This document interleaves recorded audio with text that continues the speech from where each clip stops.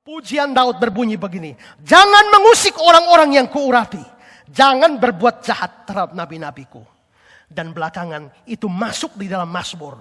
Mazmur 105 ayat 15. Jangan mengusik orang-orang yang kuurapi, jangan berbuat jahat terhadap nabi-nabiku. Dan ini benar. Jangan mengusik orang-orang yang diurapi Tuhan. Apalagi kalau mereka tidak salah. Tekanan saya bilang tadi ya, bukan berarti hamba Tuhan boleh sebebas-bebasnya, seenak-enaknya. Tidak. Tetap juga ada disiplin. Tapi yang ditekankan sini, jangan berbuat jahat pada mereka. Apalagi saat mereka tidak salah. Ingat, orang yang kuurapi, Tuhan mengurapi orang itu, Tuhan menyertai orang itu. Tuhan ada pada pihak hamba-hambanya. Dan akan membalaskan setiap orang yang mengusik mereka. Saudara, saya mau berikan contoh. Dalam kasus Abimelek, memang ini tidak lepas dari kesalahan Abraham. Karena kita tahu kelemahan Abraham, takut dibunuh karena istrinya cantik. Ya, nanti dia pikir dia akan dibunuh, lalu istrinya dirampas. Dia menyuruh berbohong, bilang, engkau tuh adikku, bukan istriku. Ya.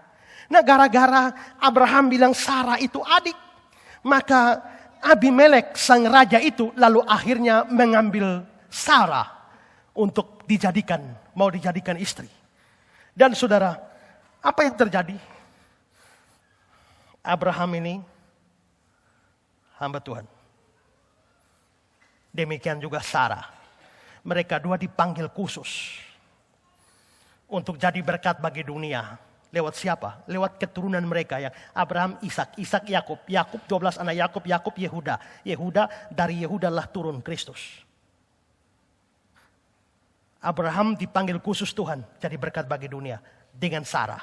Sekarang Sarah ada dalam ancaman mau dikawini oleh Abimelek. Bagaimana sikap Tuhan? Kejadian 20 ayat 3-7. Tapi pada waktu malam, Allah datang kepada Abimelek dalam satu mimpi, serta berfirman kepadanya, engkau harus mati oleh karena perempuan yang telah kau ambil itu, sebab dia sudah bersuami. Adapun Abimelek belum menghampiri Sarah. Berkatalah ia, Tuhan, apakah engkau membunuh bangsa yang tak bersalah? Bukankah orang itu sendiri mengatakan padaku, dia saudaraku? Dan perempuan itu sendiri telah mengatakan dia saudaraku. Abraham salah. Sarah salah. Salahnya mereka itu urusan dengan Tuhan. Tapi lu hati-hati. Ya. Bukankah orang itu sendiri mengatakan padaku dia saudaraku? Perempuan itu sendiri telah mengatakan, iya saudaraku. Jadi hal ini kulakukan dengan hati yang tulus, dengan tangan yang suci.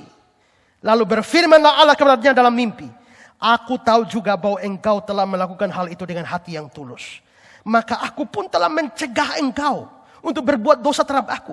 Sebab itu aku tidak membiarkan engkau menjamah dia. Jadi sekarang, kembalikan istri orang itu. Sebab dia seorang nabi. Dia akan berdoa untuk engkau, maka engkau tetap hidup. Tapi jika engkau tidak mengembalikan dia, ketahuilah engkau pasti mati. Engkau dan semua orang bersama-sama dengan engkau. Lu korek sudah.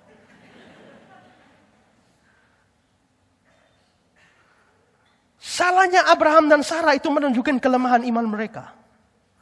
Tapi Tuhan tetap tidak membiarkan. Itu urusan Tuhan dengan mereka. Tapi Tuhan tetap membiarkan, tidak membiarkan orang-orang yang dipilihnya mengalami apa yang terjadi seperti dalam kasus Abimelek. Sekarang kita lihat, Saul begitu nekat melenyapkan Daud. Kemana saja Daud pergi, dia berusaha untuk membunuh. Saul ini pernah diurapi Tuhan. Sekarang roh Tuhan sudah mundur. Hanya Daud tidak tahu. Karenanya Daud tidak mau bunuh dia. Karena Daud menghormati orang yang diurapi Tuhan. Tapi ingat, Daud juga sudah diurapi Tuhan jadi raja. Saul tidak lagi. Bahkan Saul waktu mau melenyapkan Daud, Sama dengan Saul mau mengusik orang yang diurapi Tuhan. Ini sudah berkebalikan. Nah, waktu Saul mengusik Daud yang sudah diurapi Tuhan, apa yang dibuat Tuhan? Tuhan akan melenyapkan musuh Daud. Memang bukan dengan tangan Daud sendiri. Ya. Bagaimana caranya? 1 Samuel 31, 3-6. Kemudian makin beratlah pertempuran itu bagi Saul. Ya, Saul perang lawan orang Filistin. Para pemanah menjumpainya dan melukainya dengan parah. Lalu berkatalah Saul kepada pembawa senjata, "Hunuslah pedangmu dan tikamlah aku, supaya jangan datang orang-orang tidak bersunat ini menikam aku dan memperlakukan aku sebagai permainan." Tapi pembawa senjatanya tidak mau, karena dia sangat segan. Kemudian Saul mengambil pedang itu dan menjatuhkan dirinya ke atasnya. Saul mati bunuh diri. Tuhan melenyapkan Saul dengan pakai tangannya sendiri. Ayat 6. Jadi Saul, ketiga anaknya dan pembawa senjatanya dan seluruh tentaranya sama-sama mati pada hari itu. Ketika keesokan harinya orang Filistin datang merampasi orang-orang mati terbunuh itu, didapatinya mereka Saul dan ketiga anaknya tergelimang di pegunungan Gilboa. Mereka memancung kepala Saul, merampas senjata-senjatanya, menyuruh orang-orang berkeliling di negeri orang Filistin menyampaikan kabar itu di kuil berhalanya dan berkata pada rakyat. Kemudian mereka menaruh senjata-senjata Saul di kuil Asitoret dan mayatnya dipakukan mereka di tembok kota Betsean. Inilah pembalasan Tuhan bagi orang yang mengusik hamba yang diurapinya. Contoh lain, Yesus Kristus. Yesus Kristus ini Mesias yang sungguh-sungguh. Yang lain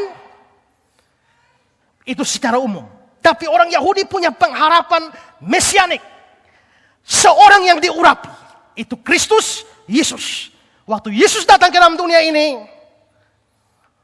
orang Yahudi mau bunuh dia.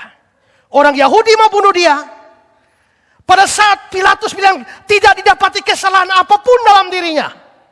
Tapi mereka mengucapkan satu kalimat yang tidak pikir panjang. Matius 27, 24, 25. Ketika Pilatus melihat itu, segala usahanya akan sia-sia. Malah sudah mulai timbul kekacauan.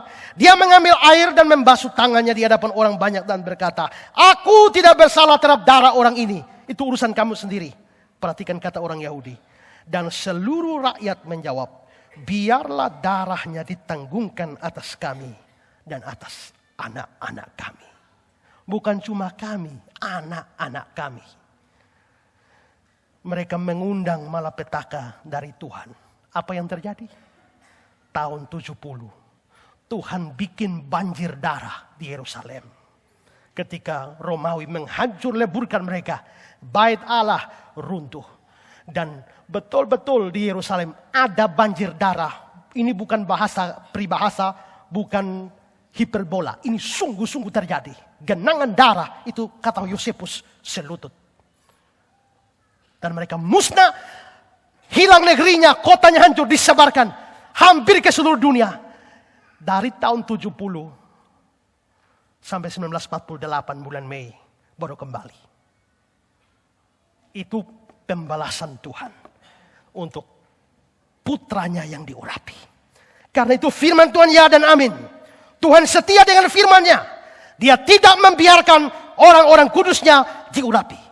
Karena itu saudara, kalau saudara adalah orang yang terbiasa berbuat jahat kepada hamba-hamba Tuhan, menghina hamba-hamba Tuhan, mencemooh atau memberikan fitnahan, gosip dan lain sebagainya yang membuat hidupnya menderita.